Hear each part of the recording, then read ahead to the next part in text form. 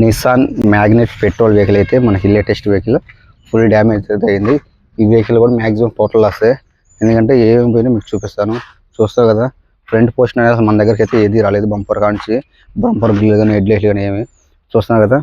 Fender damage అయింది, ఎదురు రేడియేటర్లు damage అయినాయి, ఇంజన్ బెడ్లు డ్యామేజ్ అయినాయి. మనకి సైలెన్సర్ కూడా డ్యామేజ్ అయింది, సైలెన్సర్ పైప్ కూడా డ్యామేజ్ అయింది. అలాగే మనకి వాల్ డోర్ మొత్తం అయితే లేదు. ఇంకా వచ్చేసరికి మనకి కింద సపోర్ట్ ఫ్రేమ్లు అయితే డ్యామేజ్ అయినాయి. మనకి రెండు డ్రై షాఫ్ట్ కూడా పోయినాయి, కింద పూర్తిగా లోయర్ ఆర్మ్స్ అయితే కట్ అయిపోయినాయి. చైస్ ఫ్రేమ్ కూడా వేసుకోవాల్సి వస్తుంది.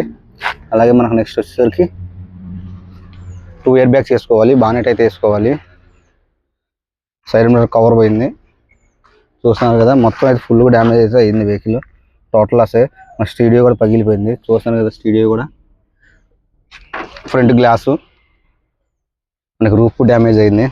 అలాగే క్వార్టర్ ప్యానల్, టైల్ ల్యాంప్, మొత్తం డిక్కీ కూడా మార్చుకోవాలి. మొత్తం పూర్తిగా అయితే పర్ఫెక్ట్గా టోటల్ చేసుకుంటే మంచిది వెహికల్.